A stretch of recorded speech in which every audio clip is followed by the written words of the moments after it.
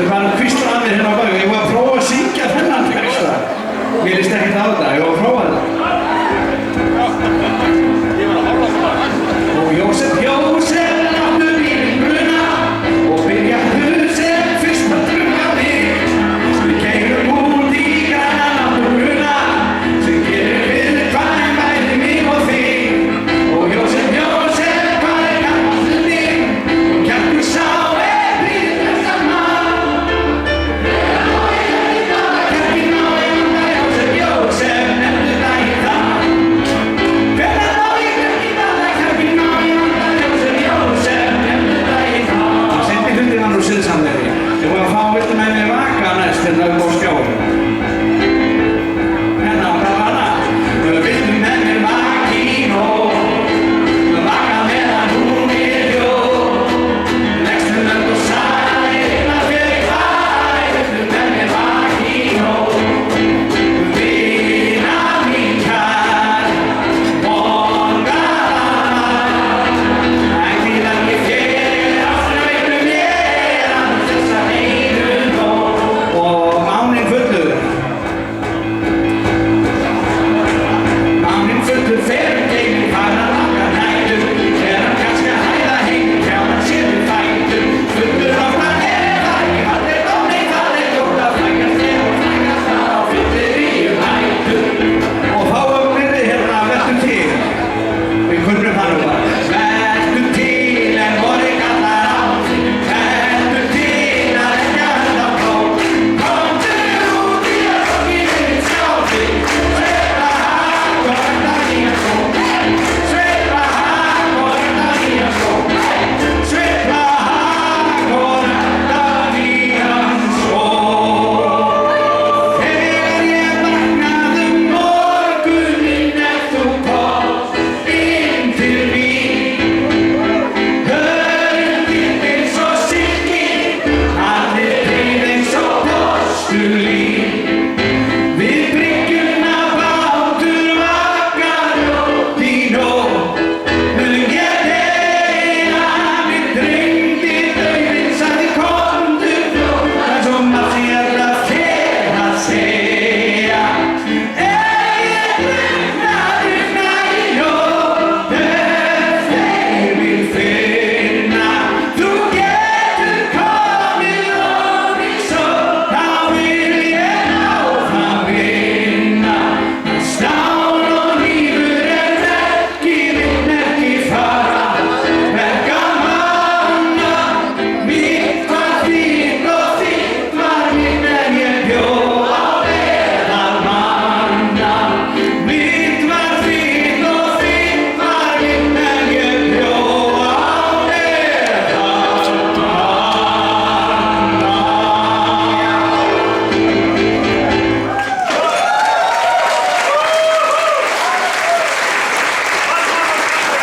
Nú er klukkan akkúrat korter í 10 og þá er held ég bara komið að því sem að er hápunktur kvöldsins.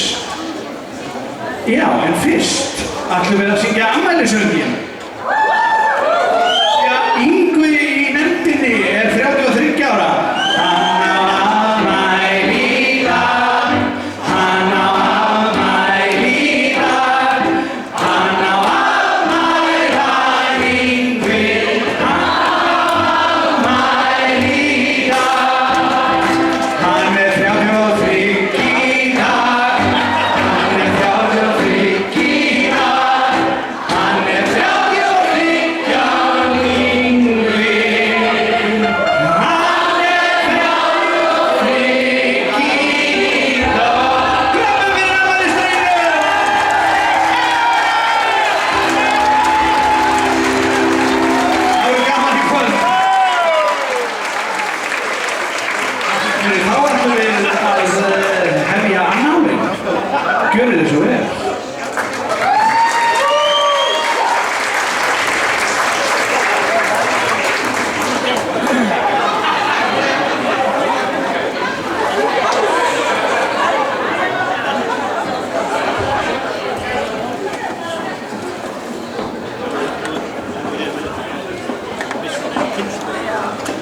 ágætu svartahringar í Forða annál ber á borðið, nefndin gaman mál. Forða nefndin án orðið, allir segja skál. Skál! Beðist velvirðingar á því að það komið langt fram yfir háttatíma, enda virðist enginn taka tillit til barna og ungmenna þegar kemur að skipulagi viðburða á vegum ungmennafélagsins Þorsteins Vörðuðar. Hvað sem því mildi nú komið að þorrablótsannálnum sem vitaskuld ekkert annað en illa dulbúið skítkast þorrablótsnefndar í garð sveitunga sinna. Þeim allra hörundsárustu verður að mestu hlíft við holdsblósum til að halda friðinn og forða eftirmálum. Í því samhengi má nefna að samkvæmt fornleifarannsóknum má rekja öll helstu ófriðarmál og mannvíg Sturlungu aldar beint eða óbeint til þorrablótsannála þess tíma, þar sem gert var grín að raungum aðilum. Í upphafi rétt að greina stuttlega frá því sem gerðist ekki á liðnu blótsári. Jói á Hnjúki keyrði ekki út af. Jón Hæðfjárbóndi á Hnjúki og Atli í Koti urðu báðir ekki brjálaðir í kringum göngur og rétt. Baldur frá Bakka lauk ekki en nýbyggilega aðalból. Vegagerðin lagaði ekki vegina í Framdölunum. Aðalfundur veiðifélags Svarfaðardalsár fór ekki friðsamlega. Íbúar í Laugarhlíðartorfunni gerðu ekki neitt markvert. Friðjón í Syðra-Garðshorni keyrði ekki saman heyrúllunum strax. Fór á Bakka datt ekki og sleit ekki neitt þegar hann kom heim á síðasta þorra. Dagur og Bryndís á Þverá voru ekki heima. Í Ytra-Garðshorni gerðist ekki neitt. Tvíbýli á jörðinni þannig háttað að þau Jón og Dóra búa í Ytra-Garðshorni en Hildur, Birna og Patti búa í aðeins ofar og Ytra-Garðshorni.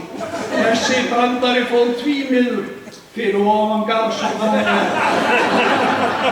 enda höfundurinn með gervigreind. Friðrik og Bogga í Brekkukoti gerðu ekki neitt gáfulegt á árinu frekar en mörg fyrri ár. Ekki verður fjallað nánar Brekkukot í þessum annál en áhugasömum bent á Brekkukotsannál. Gulla og Steindirinn spurði ekki ferðir plastbílsins á árinu en eftir síðasta flót hefur enginn þorað að tjá sig plastbílinn. Gulla náði ekki að koma út á öllum þeim fjölmörgu og óskilamunum sem gestir á Hall og Steindirinn í gánapartíinu og í stekkjahúsi skildu eftir sig. Greip hún því til þess ráðs að halda uppboð.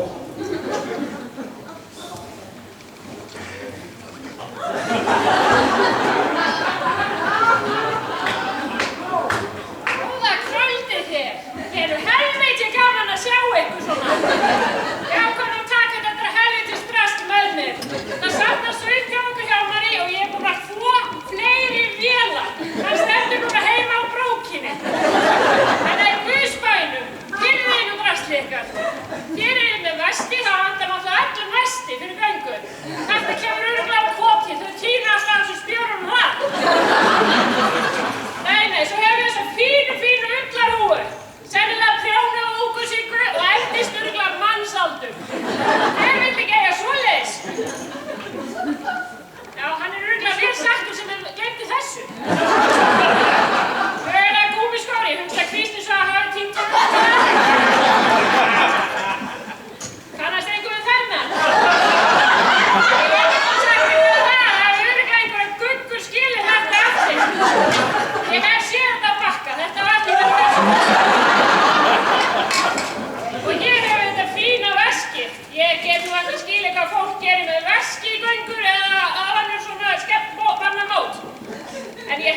að þetta sé út að vera úr teiknum. Það eru svo miklar píur sem þar fara.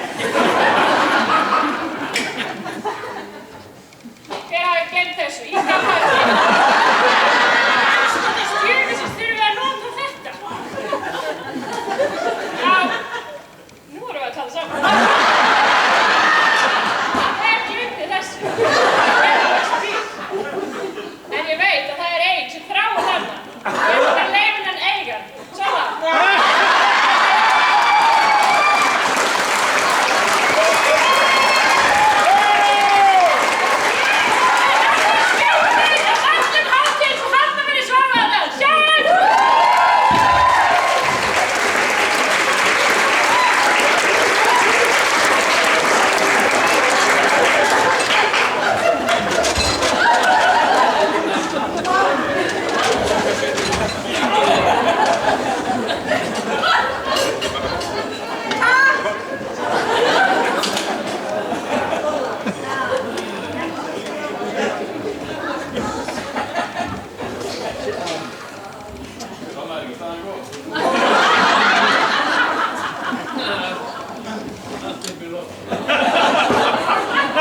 Hér næst átti að vera yfirgripsmikil umfjöllun öll axarsköftin sem Hjálmar og Binna í Dæli gerðu á liðnu ári, en þar sem þau eru í lykilstöðu í Þorrablótsnefnd er búið að ritskoða alla umfjöllun þau út úr þessum annál.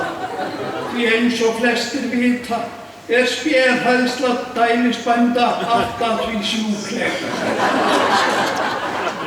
Sumarið 2024 voru heyrúllur ekki á hverju strái í Svarfaðardal og næstu grös síður en svo á næstu grösum. Sumarið 2025 höfðu bændur hins vegar ekki undan að slá og smjörið hreinlega draup af hverju strái.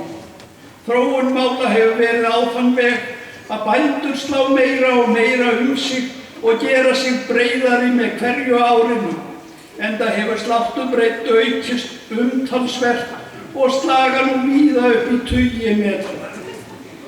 Þessu eins og mörgu öðru er öfugt farið á urðum. Þegar gamla litla sláttuvélin bílaði einu sinni enn, fannst Einari skynsamlegt að fá lánaða enn eldri og enn minni sláttuvél hjá Silvíu, Otto og Ingunni. Þannig að draga mætti enn frekar úr afköstum. Hjörtur frá Bakka gekk þó enn lengra í að draga úr afköstum.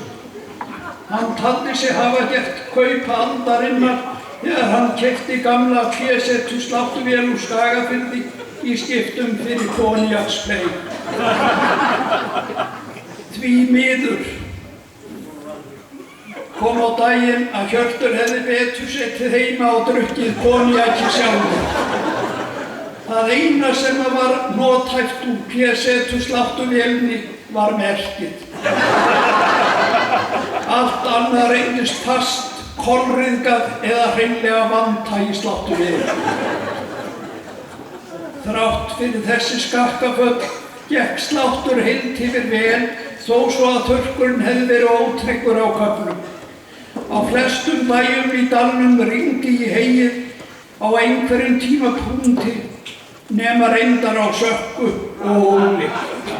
Að sögn bænda þar var annaðhvort nýbúið að rúlla þegar skúrademban kom eða þá að skúrademban sneitti fram hjá túnunum og lenti á næstu bæjum. Heyskapurinn hvíldi misþungt á mönnum. Sumir bændur unnu sér hvorki svefns né matar yfir hábjargræðistímann fyrr en búið var að slá tugi hektara. Aðrir bændur héldu svefnvenjum sínum óbreyttum.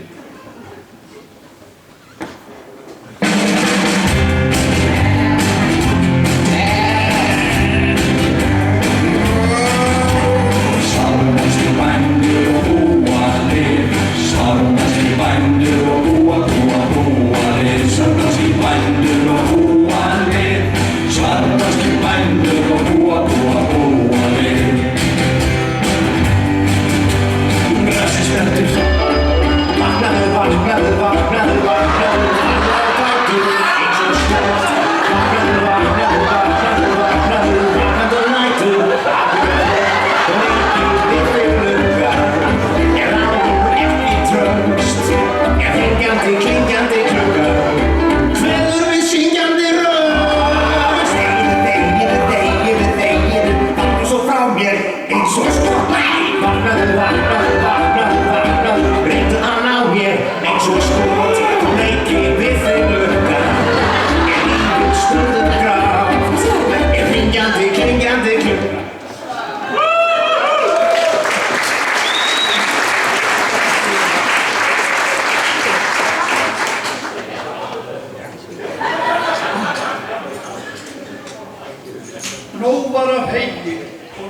var magnið slíkt að bændur voru hreinlega dauðfegnir ef þeir gátu losa sig við eitthvað af því. Þegar leið á sumarið var ljóst að stefndi í óefni. Heyrúllurnar hlóðust stjórnlaust upp og menn fundu hvergi orðið pláss fyrir þær. Sveinn Ofan flóðasérfræðingur á Sökku varaði við hruni og stríðahættu í kringum stærstu úrlustæðina. Trausti á Hofsá ákvað að gera eitthvað sem hann hafði aldrei gert áður í sinni búskapartíð og hóf slátt í maí. Veðurspá og veðurútlit skiptu engu. Það eina sem skipti máli var að slá fyrir mánaðarmót og greina frá því á Facebook. Trausti sló heimatúnið á Hofsá alls 4 sinnum í fyrsta skipti í sinni búskapartíð. Hann lét fletja út heimatúnið á Hánefsstöðum í fyrsta skipti í sinni búskapartíð. Þá fór Trausti ásamt Hofsáliðinu á útitónleika Kaleo í Vaglaskógi í fyrsta skipti í sinni búskapartíð. Trausti fór til Póllands að horfa á íslenska landsliðið og Tryggvar Hlinason spila körfubolta í fyrsta skipti í sinni búskapartíð. Loks var Trausti 60 í fyrsta skipti í sinni búskapartíð.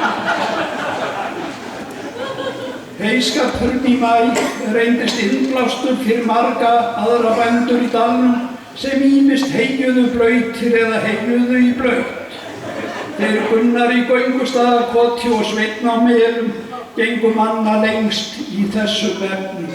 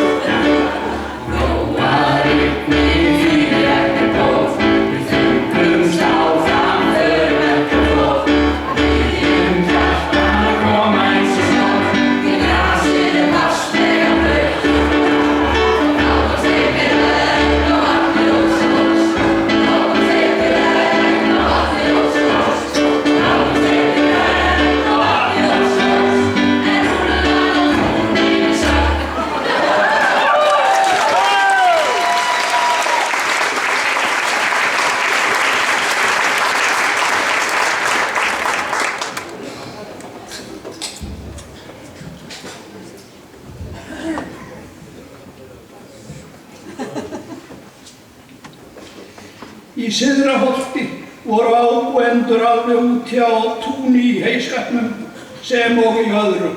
Þeir undirstrikuðu það enn frekar með því að reisa sér íbúðarhús alveg út á túni. Fleiri stóðu í stórræðum. Á Mástöðum ganga framkvæmdir merkilega vel í ljósi þess að Karó aldrei heima. Hún búin að byggja sólpall og nú standa yfir framkvæmdir við gróðurhús og sána. Mögulega verða ræktaðar hitabeltisjurtir í gróðurhúsinu. Það fer eftir því hversu nálægt það verður sánaklefanum. Á Bakka standa yfir framkvæmdir við nýtt verkstæðisrými, en ólíkt því sem á Mástöðum allt of margir með puttana í þeim framkvæmdum. Virðist þar ætla að sannast hinn forna speki að ef of margir kokkar krydda súpuna verður hún óvænt. Nokkur stór hluti hvers vinnudags fer í að leysa úr ágreiningi milli Hrísagvendar, Tona og Þórs, sem rífast á köflum eins og hundur, köttur og mús. og enginn þeirra viti hvað sé verið að rífa. Í raun og sannleika það algjörlega á huldu. Hver verkstjóri verksins og fyrir hvern framkvæmdar í raun. En tilgangurinn með þeim löngu gleymdur. Þór á Bakka hefur hingað til ekki þótt verulega greindur, en á árinu var hann greindur með gráa fiðringi. Sú greining fékk staðfest þegar hann yngir hressilega upp og fékk sér nýra mótil. Já, hann keypti sér sem sagt nýjan Benz sem gladdi bæði hann og Kristínu mjög mikið. Í árgerði hafa löngum búið miklu sérvitringar og það breyttist ekki þegar þau Ragnhildur og Davíð fluttu þangað. Eru þau bæði afar upptekin af listgjörningum hvers konar sem þau reyna eftir fremsta megni að tengja athafnar hins daglega lífs. Þegar kom að því að láta setja vetrardekkin undir heimilisbílinn, heimsóttu þau Þór og Ara á Bakkaverkstæð og báðu dekkjaskipti, þar sem dekkin þeirra væru þar í geymslu. Eftir að hafa hvolft við öllum dekkjalagernum án árangurs mundu árgerðarsjónin eftir því að vetrardekkin væru líklega ekki geymsla á Bakka, heldur í Reykjavík. Þau Gunnar og Auður í Göngustaðakoti fengu sér hvolp úr dæli, en hvolpasala var einn helsta tekjulind dælisbúsins. Það fyrsta sem hvolpurinn gerði var að naga sundur netsnúru í fjósinu á göngustöðum áður en hann meig utan í mjaltaþjóninn og skeit á kálfafósturinn. Engan þarf að undra að hvolpurinn ekki á lífi í dag. Heimilisbókhaldið í Göngustaðakoti er án efa besta heimilisbókhald liðins árs í Svarfaðardal. Frá síðasta þorrablóti er búið að fjárfesta í 2 dráttarvélum, bíl og liðléttingi, svo eitthvað sé nefnt. Samhliða því að ala önn fyrir 3 börnum verður það að teljast vel að verki staðir með aðeins 380.000 krónur útborgaðar á mánuði eftir skatt.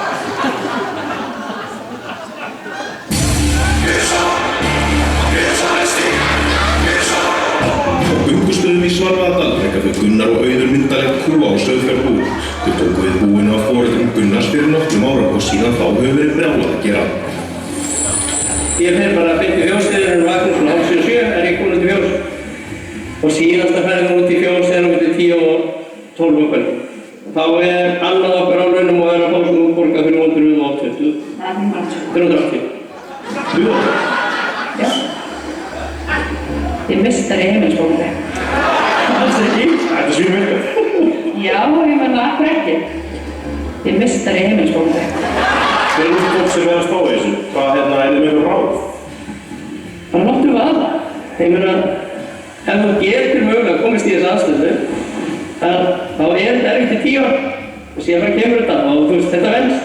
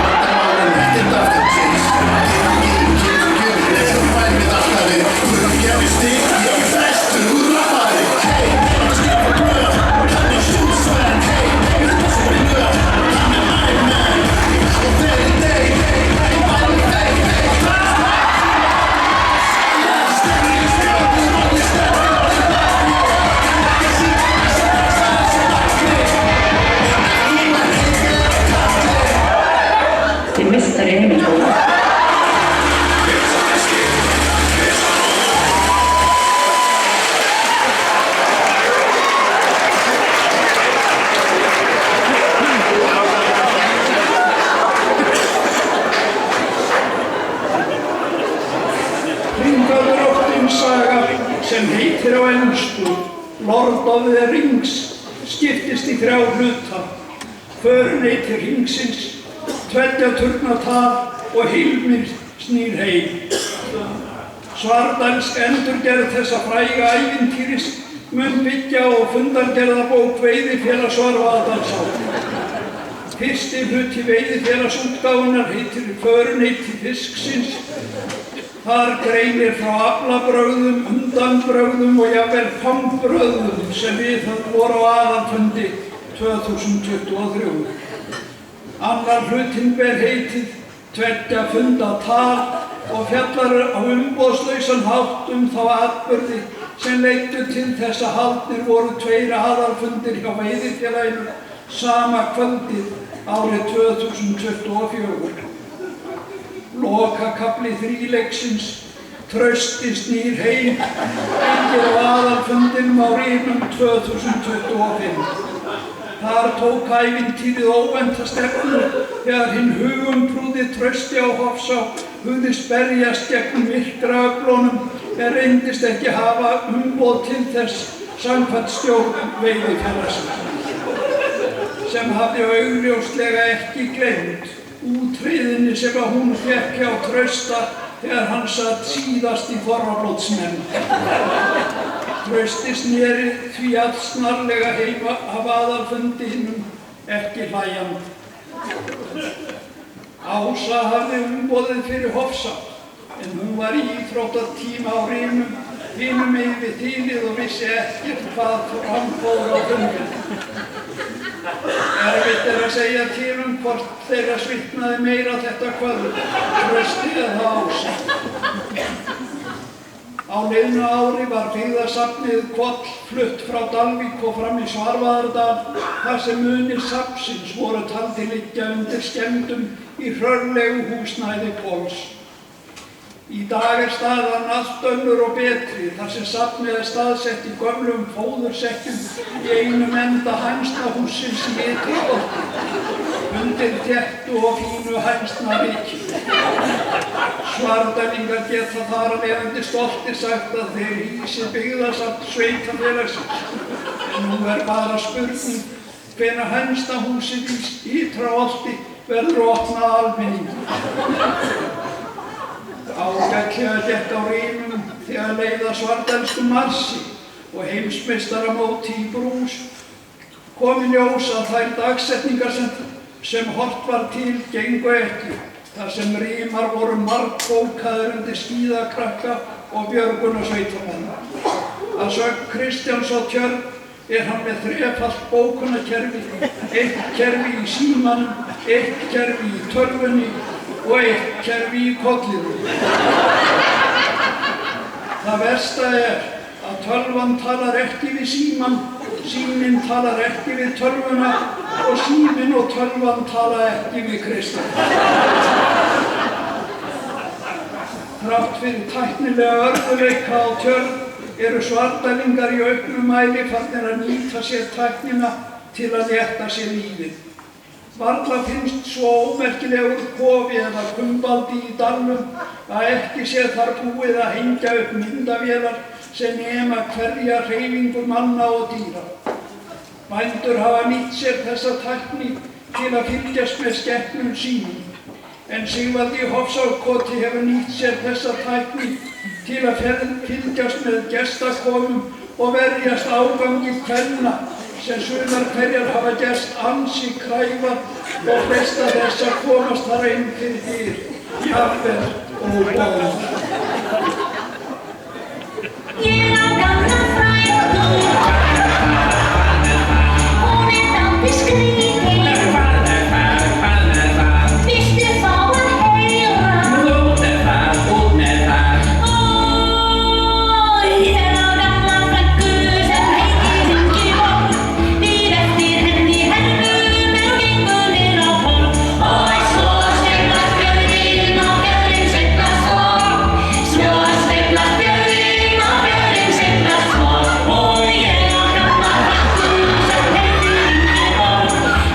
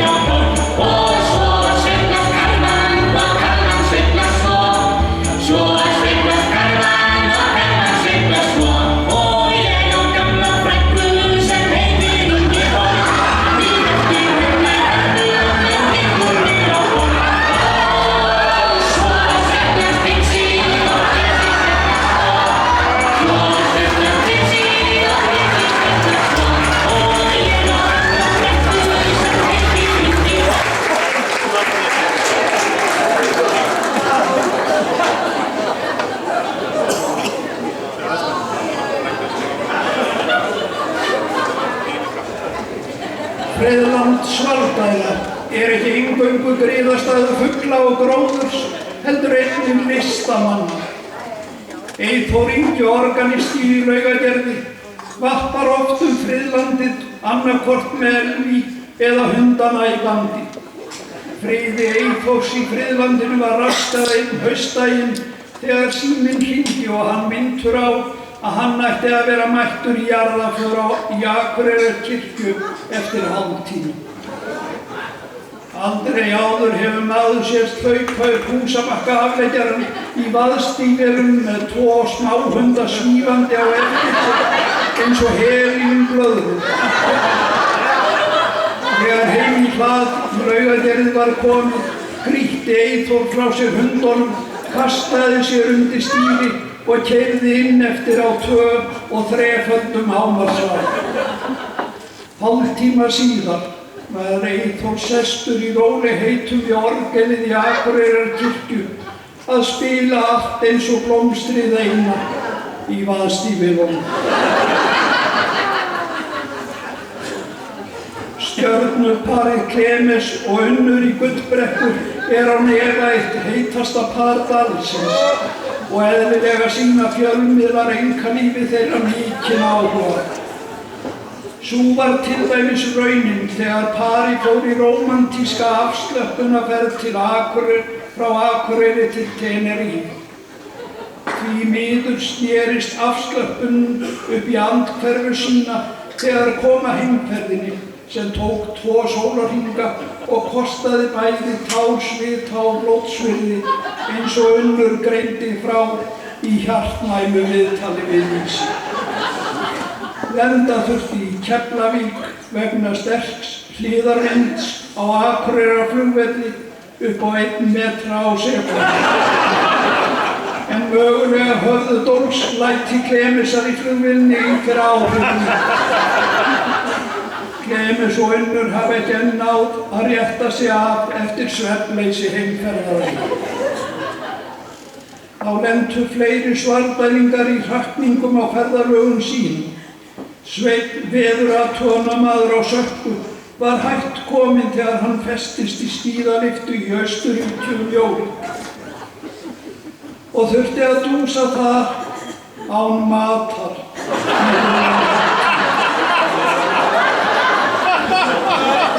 Hann hefur ekki beðið þess bætur.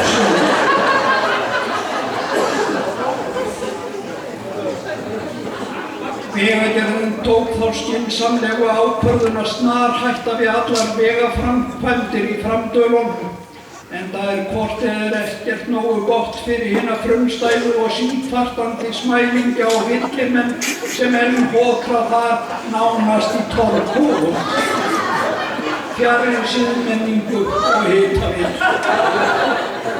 Yfirvöld telja mikið menningarsögulegt gildi felast í því að varðveita vegina í framdölunum í sinni upprunalegu mynd, enda séu þeir minnisvarði íslenskt hugvit frá öndverðinni 20.